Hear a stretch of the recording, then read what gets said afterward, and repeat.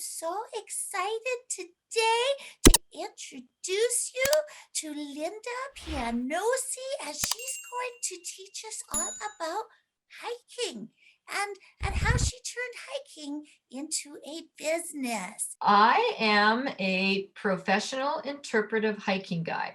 I never ever intended on being an author, Paige. I'll tell you that.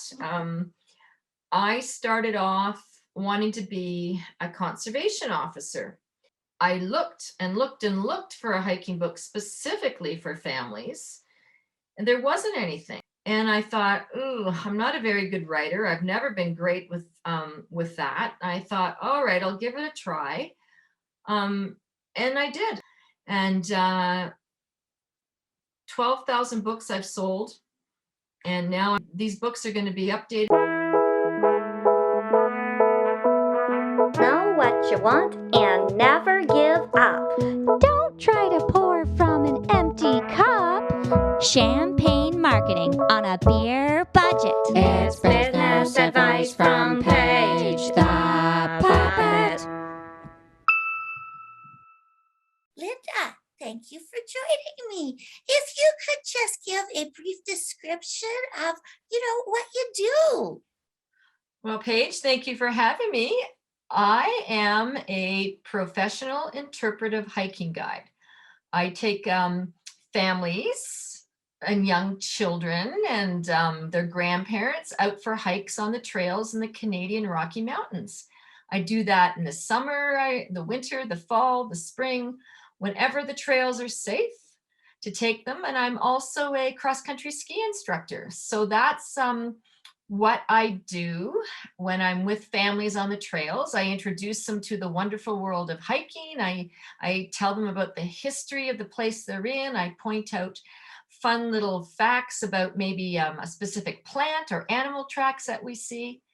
And then the other side of my business page is I have a hiking book called Take a Hike with Your Children. And that book actually has now been around since 2011. It's no longer in print because I'm coming out with 4 more hiking books. That is so exciting. And I really like the name of it. Take a hike with your children. It sounds sassy. Yeah, well, and you know what? I've had some sassy children and sassy adults on my hikes with me too. So that's a really good way to describe it. I can imagine that it is a very good thing to be doing with your families. And I just had some questions, and I do have some questions I didn't know about the cross-country skiing, and that's something that Mama wanted to get into this summer. So, I mean, this winter. Oh, good. I'm glad she wants to do it in the winter. Yeah, that would be a little difficult to do in the summer. And so we actually have some questions for you about gear and stuff, but we'll get to those after we talk about the real hiking that you do in the Canadian Rockies. Sure. And, you're different than a lot of other guides because you are what is called an all-season guide. That's what I understand. Yes, I am a 4-season certified hiking guide, which means that I have credentials to take people out in all 4 seasons, summer, winter, spring, fall. And in order to do that, you really have to have some extra winter training and winter group management. You have to carry extra gear in the winter time. If somebody were to get sick or injured and we have to spend a little longer on the trail, then I always carry an extra warm blanket or maybe a survival blanket. I have a small little sleeping bag that I always pack with me. I have a thermarest that I can put on the ground to keep people warm. I have what's called a sill tarp or a tarp that I can wrap people in to make them warm. I also have my avalanche training course. So even though I don't take people into the back country where there's a higher risk of avalanches, you can still encounter trails on the front country that can be exposed to avalanche risk. And a really good example of a trail that has that exposure is the Lake Agnes Tea House Trail in Banff National Park. Now, the Lake Agnes Tea House Trail is in my current book, Take a Hike with Your Children. It's about 8 kilometers return, and it's probably the busiest hike in Lake Louise. And it's a beautiful hike in the summer and the fall. But in the winter time, one section of that hike from Mirror Lake up to Lake Agnes Tea House and the whole surrounding area around the lake is in prime avalanche territory. And unfortunately, several years ago, some people did hike up and they were caught in an avalanche, and the outcome wasn't very pleasant for some of them. So now there are signs that say, do not go past Mirror Lake without proper avalanche training and avalanche equipment. Now, not all the hikes have that avalanche signage on them. So it's really important for anybody that's hiking, whether they're by themselves or if they're going out with a guide, that they ask the key question: is this an avalanche terrain? And do you have proper avalanche training? With me as a guide, I am not certified to take anybody through avalanche terrain. So that's up to me to make sure I can see the different hikes. I understand which ones may be exposed to avalanche terrain.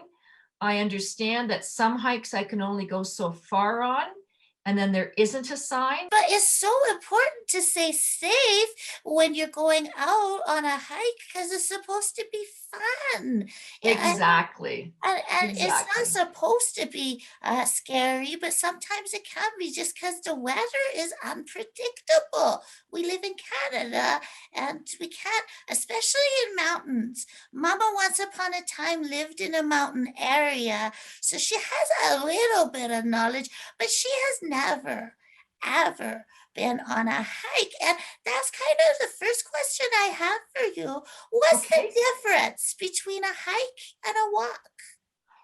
Well, I think between a hike and a walk, in my definitions in my book, it depends a lot on your age, how long you've been hiking. So for example, Paige, like a toddler who's 2 years old and really just starting off on these family-friendly hikes, you know, a 2-kilometer loop around a lovely mountain pond, maybe with a slight bit of elevation and some rocks and roots on the trail, for that toddler, that's a hike.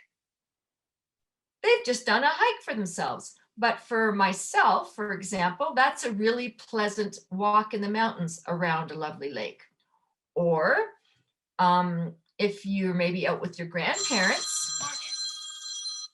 sorry, Paige. No problem. Or if you're out with your grandparents and, you know, maybe one of them is walking with a cane, but they're still very mobile.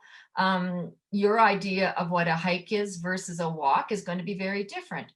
But a lot of hikes are something that involves maybe 2 kilometers or more.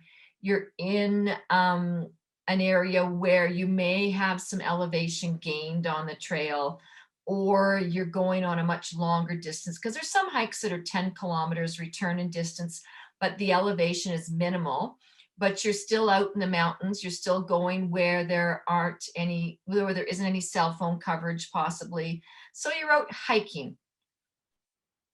Oh, that's a good answer. So it really depends on your own physical levels about what's going to seem like a walk and what's going to seem like a hike.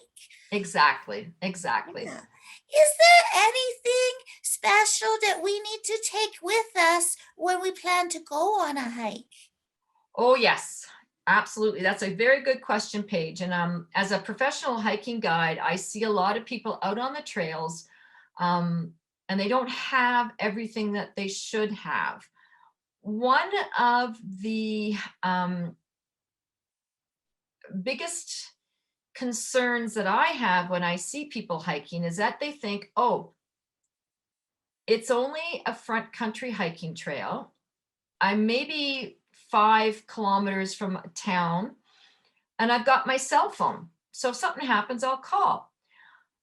Believe it or not, most of the trails, particularly in Yoho National Park, or if you ever drive up along the Icefield Parkway, there is no cell coverage. So I'm going to give you an example of what happened to me about 10 years ago. I was hiking in an area called Sibbald Flats, my son and my husband and I.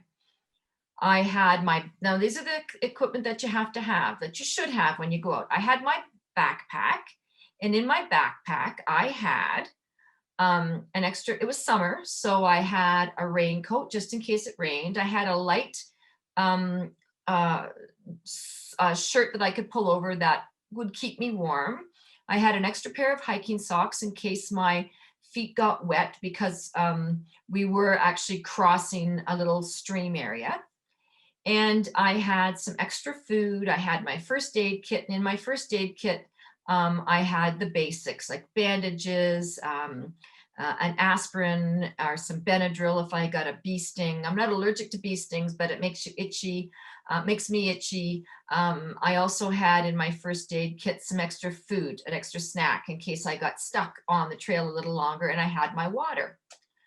So we're hiking along, and I carry poles. I always hike with hiking poles. And I suggest that it doesn't matter how young you are. If you want to hike when you're older, like I am, the poles, start using poles because they act like a third leg, and they take the pressure off your knees and your hips. You're a puppet. Oh, sorry. It's okay. I am a puppet. No, you're young right now, Paige. So you're probably not thinking about when your knees get old and your hips get old. But when you start to get old, like me, your knees and your hips do start telling you, hey, you shouldn't have done all that when you were younger. So these poles take the stress off of your hips and your joints. Now, we had hiked along. We were only 2 kilometers from the car. I stepped over a log. I didn't have my backpack on all the way. I had it hung over one shoulder. When I stepped over the log, my backpack swung me around. I lost my balance. When I lost my balance, somehow I managed to put my foot into a hole, and I ended up with a terrible sprained ankle. At the time, I thought I had broken my ankle, but I didn't. It turns out it was just a really bad sprain, and I still had to wear a cast on my foot. But because I had my backpack, I had some extra clothes in there. I had my first aid kit that also had a tensor bandage in it, and I had my hiking poles. I was able to bandage up my ankle. I grabbed some little sticks and I splinted my own ankle. And then with my hiking poles, my husband, son, and I managed to they helped me hobble out using my hiking poles as well to get back to the car. So when you're out hiking, you don't always want to think about what if something happens, but if something does happen, it's good to have the extra supplies in your backpack. And then if nothing happens, at least you've got them for the next time, and hopefully nothing does happen. So backpack, extra clothes, extra warm, dry clothes, a first aid kit, a basic first aid kit. The one thing that I didn't have at that time, and thankfully I didn't need to use it, was a personal SOS device. We did have cell phone coverage where we were, and we did have our cell phones. But if we didn't have cell phone coverage, I have something that's called an InReach, and I can turn that on and I can use it. There's an app on my phone that I download, and my InReach and the app on my phone can talk to each other. And if I was in a really bad situation where I needed to have Parks Canada or Kananaskis Public Safety come in to help me out, I could text for help. Or if it's a really difficult situation and I just can't text at the moment, I have what's called an SOS emergency button on my InReach, and I can push that button and it goes through all the satellites, and it gets directed, my message gets directed down to a service, and then they do a GPS. I can figure out exactly where I am. on the trail, and they can send public safety in to come and get me. That sounds like a very good idea to have something like that if you're going where lots of the phones don't work. It is a very good idea, Paige, and they have lots of them available. There's a couple different, there's one called the InReach, there's another one called the Spot. They are expensive though to purchase. Some trails have better cell phone coverage than other trails, but the one thing you should always let people always do, even if it's just for a short hike, and maybe it's not a very far hike, always let somebody know where you're going. Somebody who's staying at home, or say if you and your family are going out for a hike and your grandparents are still, at their house back somewhere, just say, hey, we're going out for a hike today. We hope to be back by 6 o'clock tonight. If you don't hear from us by maybe 7 o'clock, could you maybe please call this number to just say, we were expecting our grandkids and our daughter and her husband home by 7 o'clock. We still haven't heard from them. This is the make and model of their car. This is their car's license number. They told us they were going to this trailhead. Do you think somebody could just maybe drive by the trailhead and see if the car's in the parking lot? Because sometimes you get to the parking lot, maybe you forget to turn your lights off because it was dark in the morning and your battery's drained and there's no one around to help you give you a boost. So it could be something as simple as that. So you should always let somebody know where you're going and when you plan on coming back. And if you end up going for a hike, say, and you decide you're going to stop somewhere for dinner, make sure you tell these people, we're off the trail, but we're going to stop for dinner. Everything's good. We'll be home by 10 o'clock tonight. And that way you're not letting people worry about you. Yes, very good idea to not let people worry about you. But that's a great idea to have somebody that knows where you are going and when you're expected back, so you can be safe on the trails and afterwards. Great information. Okay, let's jump back into hiking and what we need to know about winter hiking. And does it change depending on the area that you're in? Because I'm not near the mountains. It absolutely does, Paige. So winter hiking, I told you what you needed to have in your backpack for the summer. And maybe I didn't cover all the spots for the summer. So in a summer backpack, you have your lunch, you have water, you have your first aid kit. Always take a raincoat, and if you can pack it in, take a pair of rain pants, because the mountain weather can change really quickly. And that's one thing, summer or winter. Always check the weather reports before you go, and always keep an eye on the weather while you're out on the trails. Because like I said, it can change really quickly. I've been hiking on trails.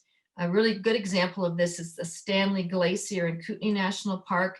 We hiked up and I could see the weather coming down the valley. The weather had changed from the forecast and the weather was coming right down Highway 93. And it was a big dark cloud and I could tell that it was raining. And we stopped, my family and I stopped. We got our raincoats and our rain pants out. We put them on. It hadn't started raining yet. My boys were they were complaining at the time, but by the time we walked another 10 minutes down the trail, it was like somebody had opened a door and it was just pouring. And there were 4 or 5 other hiking groups on that trail. They didn't have the backpacks, they didn't have the equipment. And I actually lent one family. I always carry a big black garbage bag with me in my backpack for this very reason. I gave the family the big black garbage bag I have, and they actually made a little poncho for it for their own child who was wearing cotton and was soaking wet and was starting to get cold in the rain. So that's summer. You always carry extra stuff for the weather. In the winter, what you do is you add a bit more to your backpack. You have extra mitts, extra dry mitts, extra dry hat, extra dry socks. If you can have room, and if you don't think it's too heavy, you could add a couple of extra pair of long johns, and always, like, this is a mid-weight, this is a fleece. If you can, add a fleece in there. Or I always pack into my backpack a big, huge lightweight down coat that can just crumple up into nothing. And then that way, if I'm hiking with somebody who may not have brought enough clothes, or when my boys were younger, they always loved to play in the snow and they would get wet. And then I would have to, maybe take off their jacket and put on this warmer jacket over top of them so they were always dry. In the winter, you also want to bring something warm to drink. So an extra like thermos of hot chocolate, or even just hot water or hot tea for yourself to keep warm. What am I missing here? Oh, I know. One thing we haven't talked about that I know that is important, because you have a whole download on it on your website, how to pee in the woods. Thank you. Exactly, Paige. So you're right. That's one thing I've forgotten that's key. Always bring with you something that you can use to either dig a hole. If there isn't an outhouse or a toilet around and nature calls and you have to go off the trail, make sure you go 70 adult steps off the trail and 70 adult steps away from any sources of water to use the facilities, the tree facilities.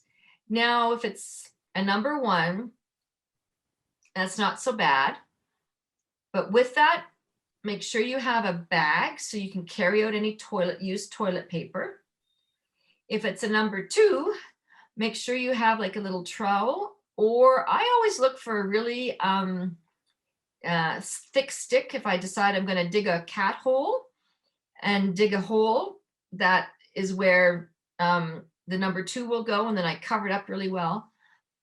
I don't do that very often. What I do though, more often, is I will carry extra plastic bags, like a doggy bag if you're out with your dog, and I clean everything up with that doggy bag.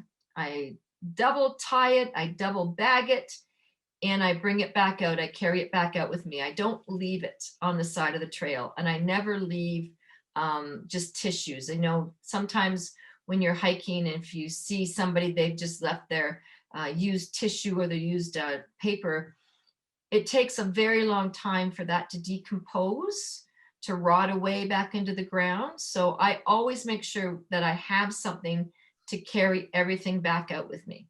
And don't forget the hand sanitizer so you can clean your hands afterwards. Yeah, absolutely.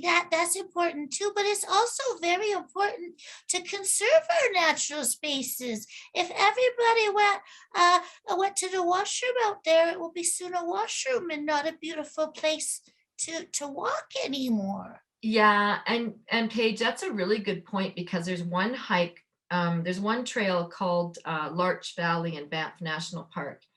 And it's become a very, very popular trail, particularly in the fall when the larch trees turn that beautiful golden color. And there are some little side trails off the main trail, and they have been used as washroom areas. I'm really embarrassed to say that there is so much left from people not picking up, that's the whole thing about this, is called leave no trace. They are not practicing leave no trace. So several years ago, when I was guiding for another company, we took people up there on a regular basis, and we just, as guides, we just knew that we were going to have to go in there and clean up. And there were bags, I'm talking bags of stuff that we gathered there that whole season from people using it as a makeshift bathroom facility.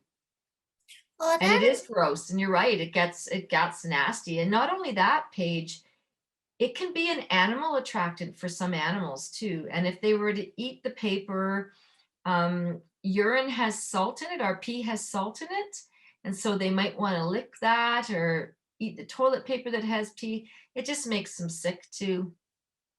Oh yeah, it's not Gross, isn't it? It's pretty. gross. It's Ugh. gross and it's not nice to our environment. We No. always talk about looking after our environment, and there will be nothing for us to enjoy if we keep treating it like that. That's very sad. I'm very sad to hear that.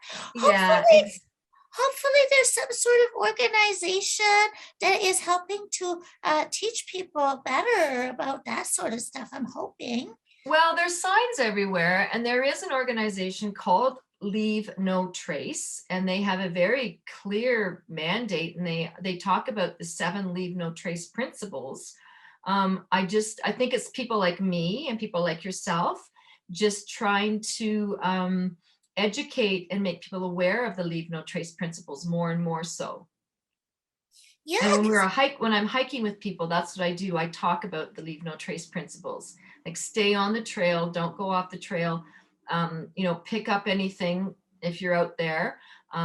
If you see garbage, pack out everything you pack in, including, if you have to go to the bathroom, or even, something as innocent as maybe an apple core.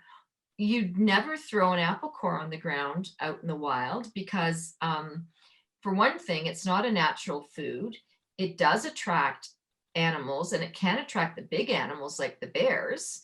It takes a very long time for an apple core in the Rocky Mountains to decompose because it's so dry here, and our winters are long and they're cold. We have a very short summer. Never pick this. One of the other principles is that you leave it as you see it.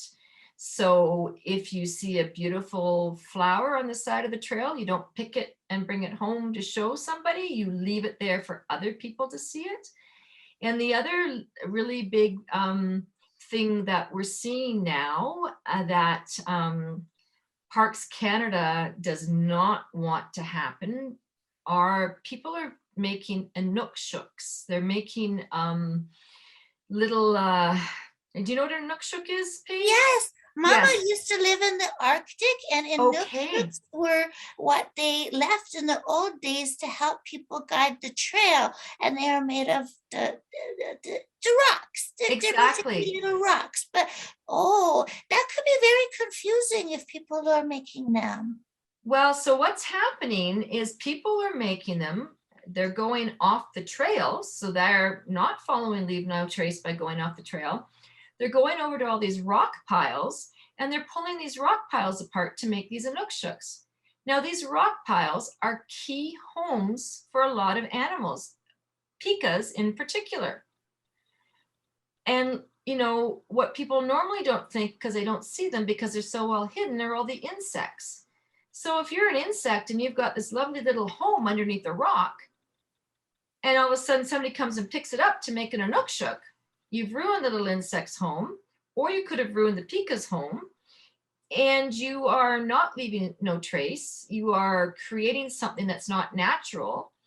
And the other thing that Parks is now saying is that it is taking away from the Indigenous their culture and history. You're not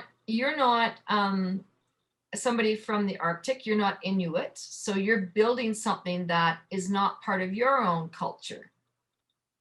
Cultural appropriation. Appropriation, exactly. I wasn't sure.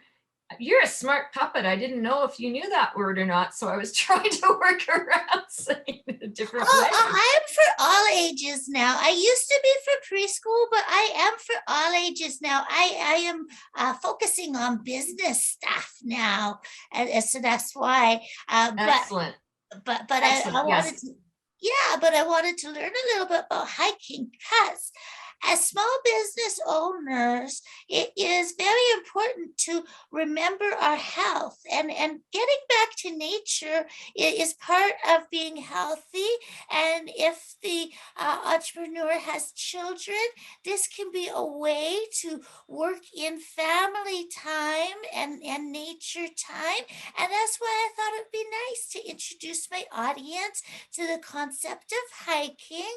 And then also because you're a mom who you started your business back when your children were toddlers, really, and you created this business out of something that you love, which is nature and guiding and hiking. And you wrote a book, and you're Mhm. writing more now as your life has transitioned and changed, and your children are older, and maybe you don't go hiking with them so much anymore, but you're I helping can't with keep them. up to them anymore, Paige. They out hike me all the time now. I'm too slow for them. Isn't that the way life goes? It is.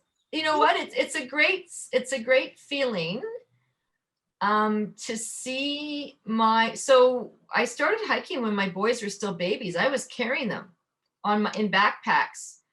And then we went through a stage where we all hiked as a family on a regular basis, and we had a great time, and we were always out. And then my boys got a little older, and they started getting interested in other ideas and other sports. They really didn't want to hike with me that much anymore. Now my boys are at the age, well, they're in university, so they're older, but they can drive themselves to and from the trails, and they're starting to introduce their friends to hiking, and they're taking their friends out hiking. And I know that they're being safe because they grew up with me knowing safety for the trail. And it's great to watch it. It's great to see them doing hikes on their own like that. Yeah, I guess that would be the hope for any family, is that something you introduce is something they'll continue to do. And it's such a healthy thing to go on these walks and be in nature and to understand uh, the connection between us and our environment. I think that it can be very easy to forget it when we live in the city and everything's electric and we don't have a silence. Like the silence, and it's not silent. That's the thing. When you go in nature, it's so noisy, but it's different noises. It's the noises of the animals and the water swooshing and the things, the wind and the trees and other things that you just don't experience when you're in a town. Yeah, I agree, all of that. There's just a peace and a calm with it, isn't there, when you're out there? And I find that that's even more so in the winter because all of the trails are covered in this blanket of snow, and there's a hush to the area when you're out hiking in the wintertime. And one of my absolute favorite times to be on a trail is when there is when the big flakes are falling down. There's just that extra calm and quiet. That's my favorite time to be out on a trail, to be honest with you. I like to get all bundled up in my different layers, and I like to go out and just sit and watch and listen to the flakes of snow. If you can hear the snow fall, but I love to hear it's just calm, it's just peaceful. Yeah. Have you ever done that, Paige? I haven't personally, but I know my mama has. 'Cause Nice. she likes to go out and just, she doesn't like the cold so much, but when she was in the Arctic, she learned a lot about how you can keep warm, Mm-hmm. even when it's really cold out. And so, yeah, she likes to do that. But like I said, she's kind of, she has to make sure she comes home to the hot chocolate. Well, you do need to get warmed up afterwards. And you know, Paige, you made a really good point there about when you're out hiking and keeping warm. And you asked me earlier about what I need for when I go hiking. And though I forgot a really key part, and that is the right clothing and right shoes. So when you go hiking, regardless of the season, summer or winter, fall or spring, there's a basic concept called layering. And you should always layer properly. And that's 3 layers. The first layer is called the base layer or the wicking layer. The second layer of clothes is called the warmth layer. And the outermost or the mid layer, and the outermost layer I call the weather layer or your jacket. So believe it or not, even in the summertime, you need to think about that, because I talked about that time in the summer when the rain came in, and these people were just in these cotton t-shirts. Well, you also have to think about material. So cotton, there's a saying that we use: cotton is rotten. You don't wear that when you're hiking, because when cotton clothing gets wet, it stays wet and it has no warmth properties to it. So any time of the year, your base layer should be maybe a wool or wool blend, a light wool t-shirt or wool blend, or maybe cotton with a polyester or some kind of nylon mix into it, so that when you get hot and sweaty, because you get hot and sweaty in the summer, hot and sweaty in the wintertime, if you're carrying all that extra clothes, and if you're trying to trudge through the snow, snowshoes on, it takes a lot of work and you can get hot. So you want to make sure that your base layer will keep you dry and warm, because that's the purpose of the base layer. And it also helps you wick away and remove that moisture and sweat to your mid layer. Now your mid layer, I'm wearing a mid layer jacket here. They can be different weights depending on how cold you are. I will have a base layer on, then I might put on one of these layers, or in the spring or fall, I'll pack one of these layers so that I can throw it on if the weather changes or gets cold. Another mid layer can be like an insulated, synthetic insulated lightweight jacket, a lightweight down vest, a lightweight down, they call them sweaters. And then on the third layer, or the weather layer, those layers should always be, at the very least, windproof or wind resistant and water resistant. If they can be windproof and waterproof, that's even better. So what that then does is you put that over top of your first layer, your second layer, and then when the wind is coming at you, or if it's snowing or if it's raining, that outer layer, that water is bouncing and the wind is bouncing off that other weather layer. And if you've got an outer jacket that has a material in it with little tiny pinholes, you can't see it.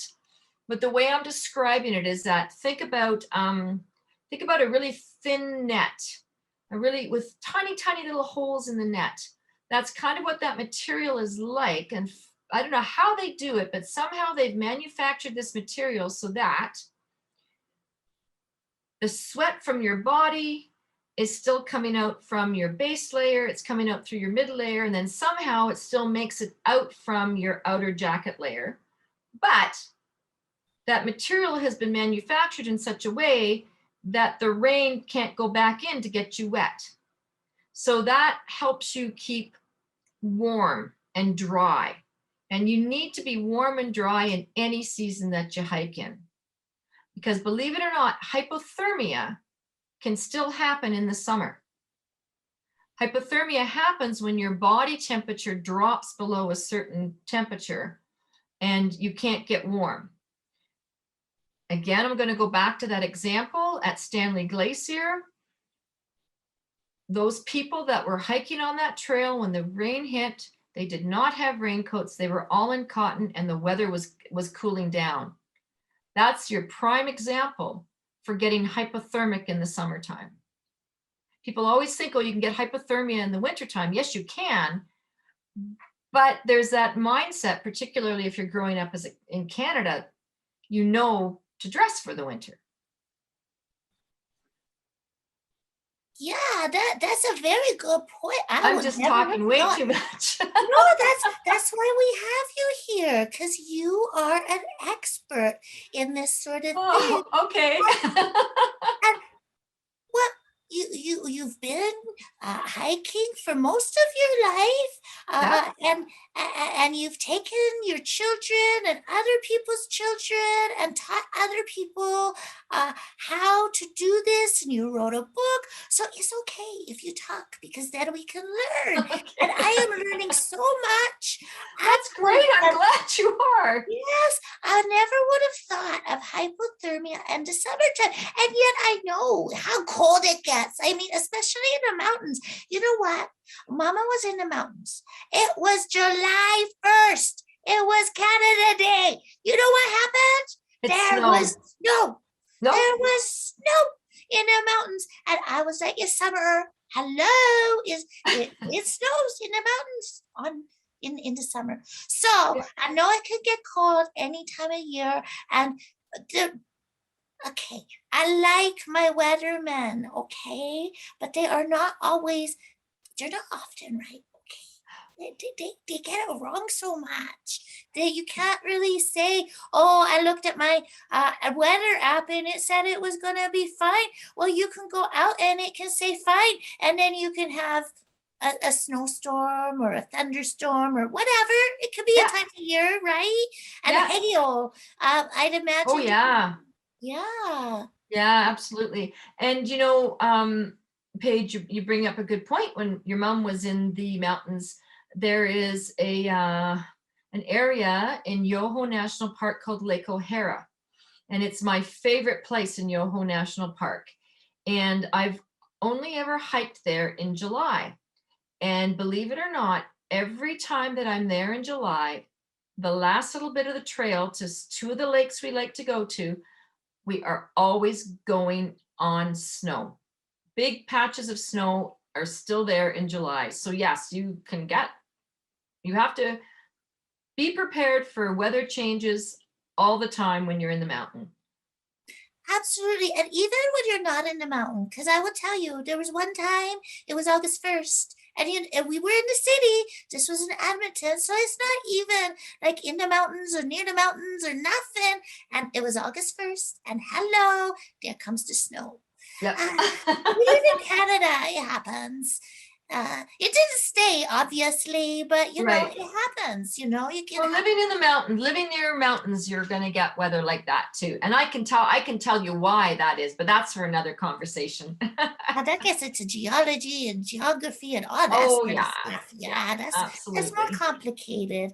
It More is. complicated than arranging to go for a hike, whether it is. And even if people do not live in the area or cannot currently visit the mountains, all of these tips will help you wherever you live. Yeah. You have to account for your weather, but these things are important. You need to prepare, be safe, and take care of the environment that you're visiting, really. Exactly. Down to it. Exactly. And be respectful of the other hikers on the trail. So there's been a trend recently of people playing music very loud on the trails. And they're doing that because they think that's going to scare the bears away. Now, have they not taken a bear aware course? I don't think they have, because that has actually been determined and discovered. And there's studies by bear experts that have shown that the music can actually attract the bears because they don't know what that is. And bears are very curious animals. Some bears are bears are like humans. They all have their own individual personalities, and they all have their own little personal bubbles. Some bears may hear the music and go, I'm not interested. Other bears may be very curious bears and go, well, what is that? I've never heard it before. I'm going to go check it out. And so the bear experts all say that the best way to avoid a bear encounter is the human voice. Let them know you're coming by giving a shout like, "Ayo," or, talking a little louder to the person you're hiking with. Maybe shouting, coming down the trail, just so bears know, because they do know the human voice. And out here where we live, and in Banff and Yoho and Kootenay and Jasper, those national parks, there's a lot of human traffic that are on the trails. The conservation officers and the park wardens and the parks themselves, they do a really good job at trying to teach the bears that humans, you know, they do a lot to try to avoid the bears from interacting with humans. And so they've gotten used to, if they hear a human's voice, or what Parks is trying to teach the bears, if you hear a human voice, move on. So that's really important when you're hiking as well. Before you go, is to take a bear awareness course if you can. The other thing is to carry bear spray, because that's 99%, like that's been proven that if you ever are in a situation where you have to use bear spray, that it will stop a full-on bear attack. But you have to know how to use the bear spray first. There is a bit of a technique to it. So again, if you can, take a bear awareness course or Google. Alberta Parks and Parks Canada both have really good YouTube videos on the proper way to use a bear spray. Always carry your bear spray readily available. When I hike summer or winter, I carry my bear spray all year long, actually, because the bears can wake up in the wintertime. The pants and shorts that I have very deep pockets, and that's where I put my bear spray, into my deep pockets. You don't want to have it right inside your backpack, because you're going to have to take your backpack off and pull it out of your backpack. And by then it's probably too late. The bear's going to be very close to you. So that's really important too before you head out on a hike, is make sure you take a bear awareness course and make noise, let them know that you're coming. I have a dog. I love my dog. She does not join me on very many hikes at all. And the few hikes she does join me on, she is always on her dog leash, because it's been proven that bears and dogs, off-leash dogs, don't mix very well. And if you've got an off-leash dog that is running down the trail and it encounters a bear and it gets scared, your off-leash dog could come running back towards you with a big bear running behind it. And it's just not great to have your dog running on the trails off-leash for a whole bunch of other reasons aside from the bears. A lot of people on hiking trails don't like dogs. They may be afraid of dogs.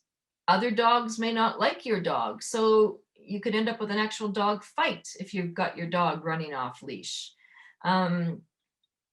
Yeah, so if you have a dog and you want to take it, just be a really responsible dog owner. Keep it on a leash close to you.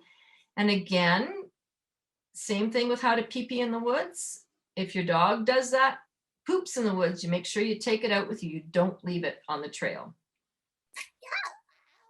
Really say, as a responsible pet owner, you never leave their poo-poos behind. That's just rude. But we know that there are some rude people out there. Sigh.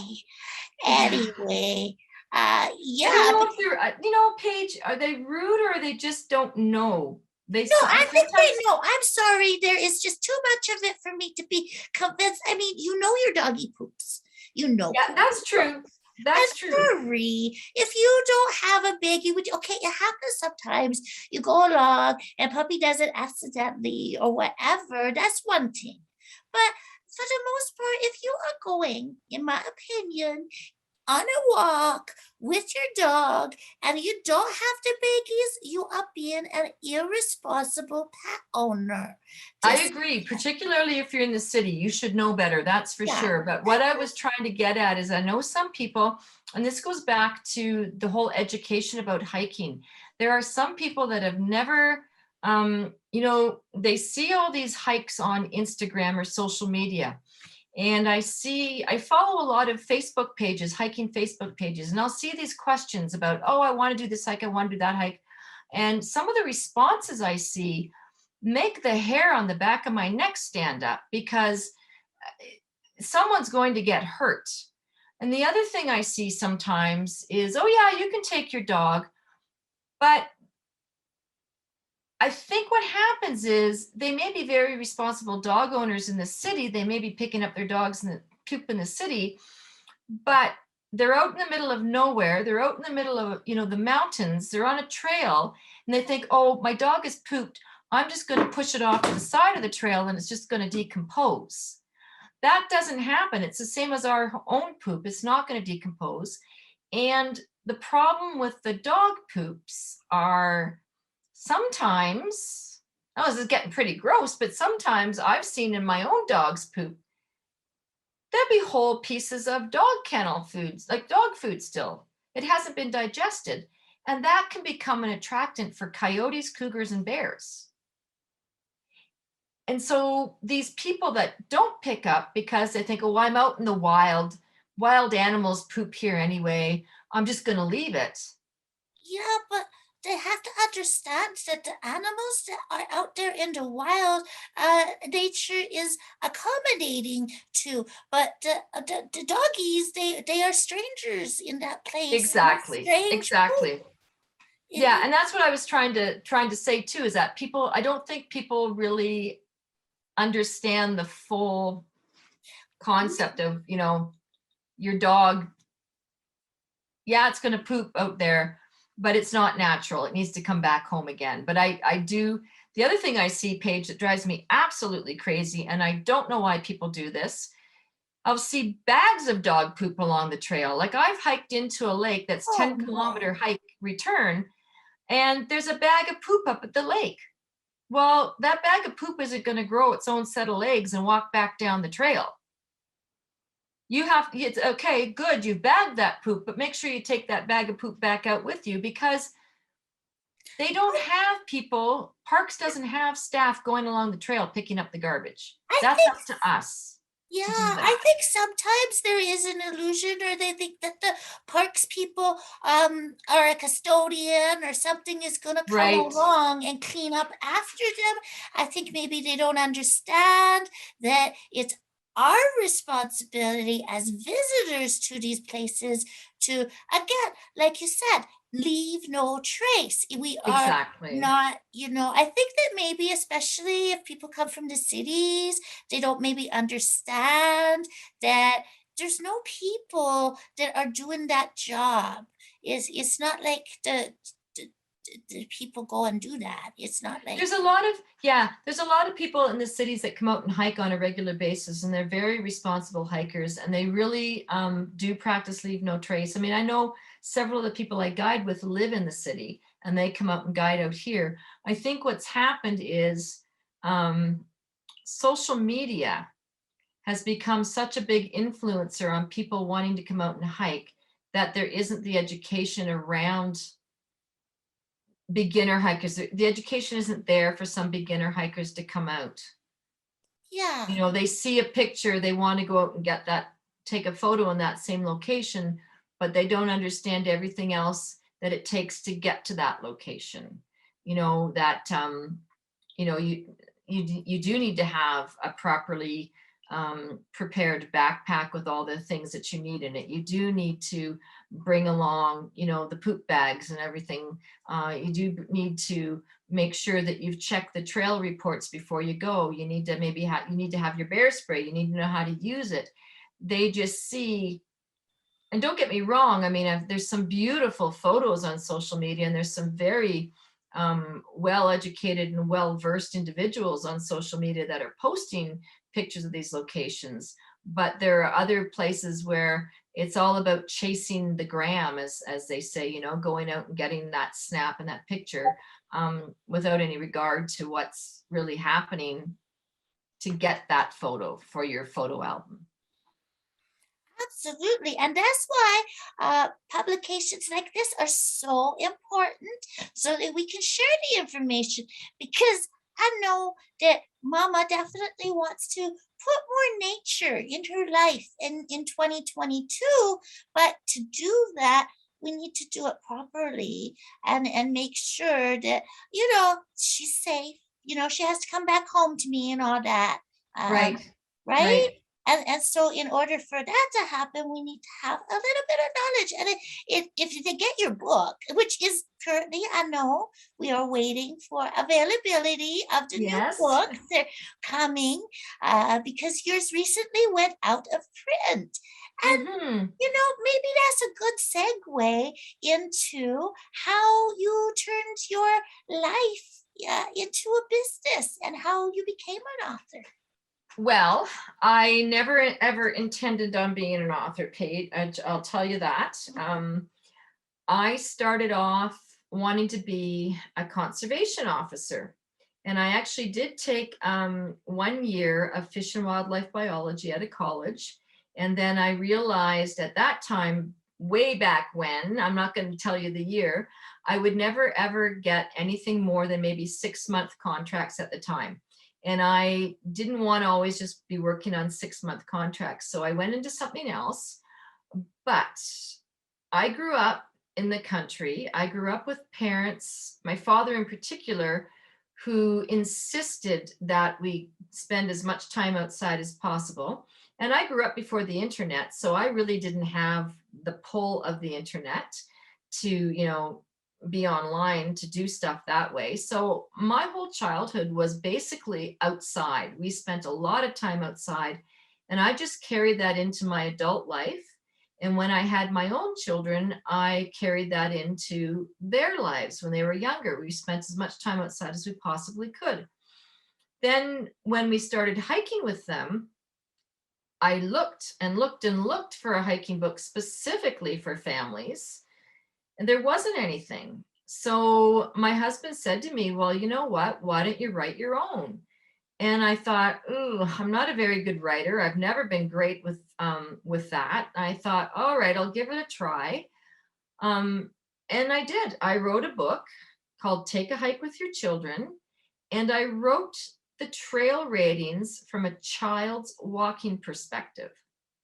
So when you look at my book, and if it says it's a 1, 2, or 3 mountain, those are my own rating scales.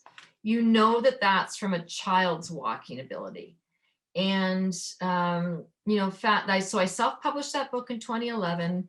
Then I went back to my roots of wanting to be outdoors as much as possible, and I became a professional hiking guide. And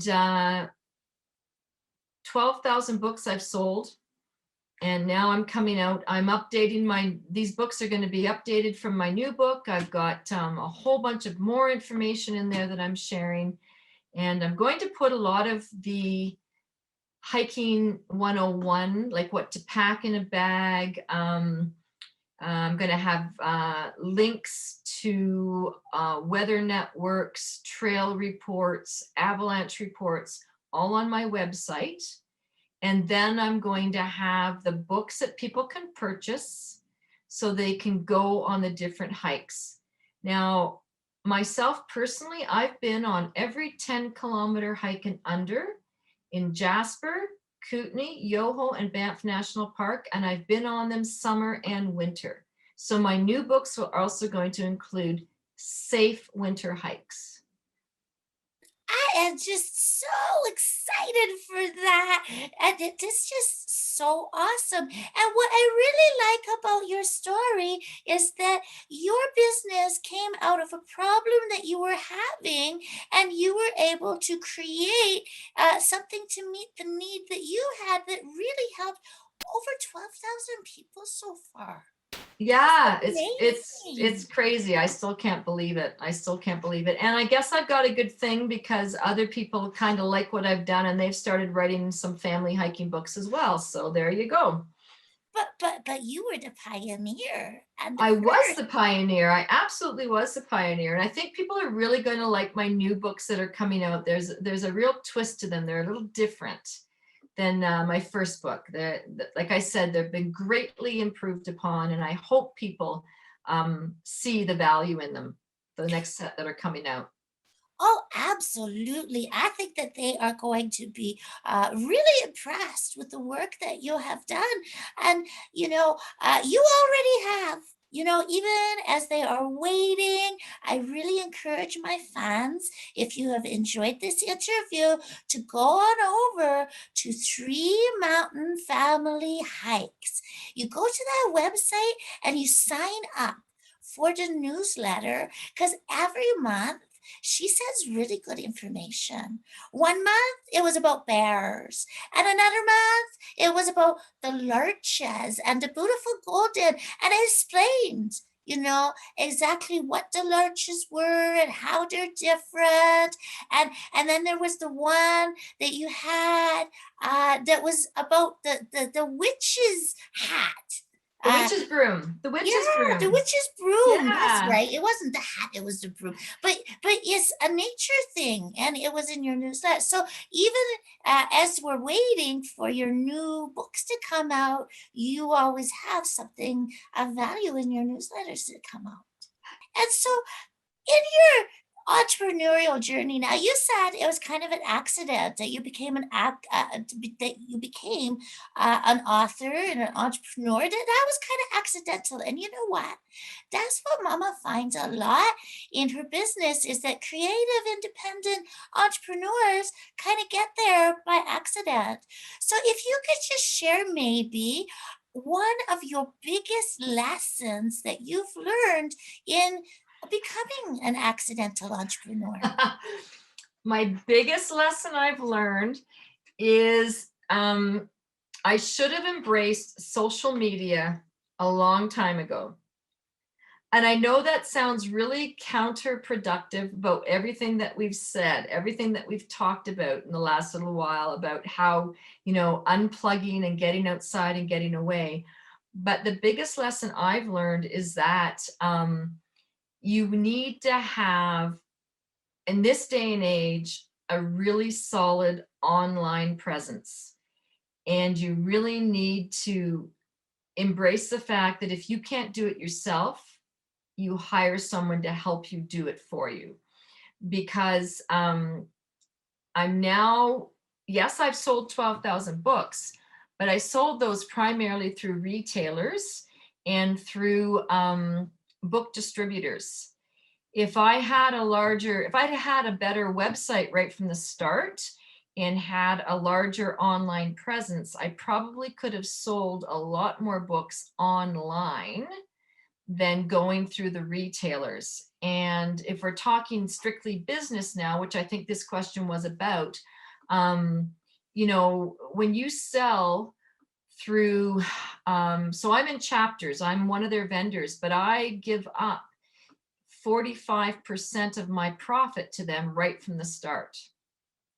So that's a lot of volume that I have to sell through a retailer. But if I had embraced the social media and had paid to have a really good website done right from the start and paid someone to stay on top of my search engine optimization and the keywords on my website, I could have driven more traffic to my website, so I could have sold my books directly from the website on a more regular basis. It's not that I didn't sell books from the website, but I think I know I could have sold a lot more had my online presence been what it's going to be very shortly, if that makes sense. Yeah, and that is a very important lesson to share, because Mhm. a lot of, especially those business owners who are starting a little later in life, they might think, oh, well, I can do things the old fashioned way a little bit,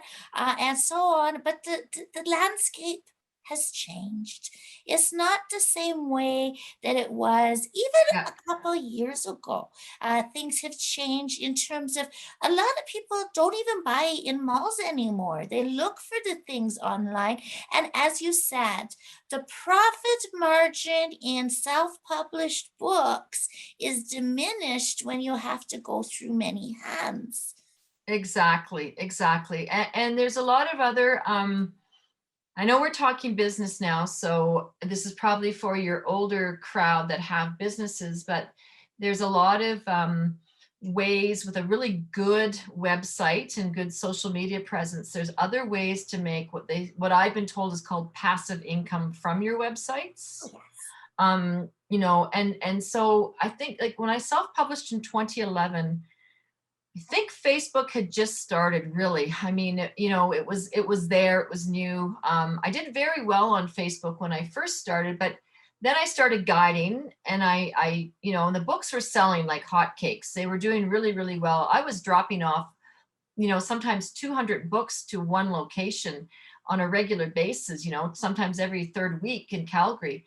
So, you know, I didn't really, I remember interviewing somebody for social media, because somebody had said to me, oh, you got to start doing more social media, and you really maybe should look at this whole search engine optimization and updating your website for keywords more. And I remember they said to me, we can do, I can't, like, this, and this for $250 a month. And I looked at my husband and I said, oh my God, like $250? I think I could probably do that myself. Well, hindsight's 2020, right? If I'd have paid that $250 10 years ago, I can just imagine, you know, where my website would be now. So from a business perspective, you know, you can't do it all as a sole proprietor. You can't do it all. You can't do it all when you're a mom with young kids at the same time. You do need to realize that you are going to have to budget for people that have the expertise that you need to help you get to the next level in your own business. And I really just kind of thought, I can do it, but I didn't. I couldn't.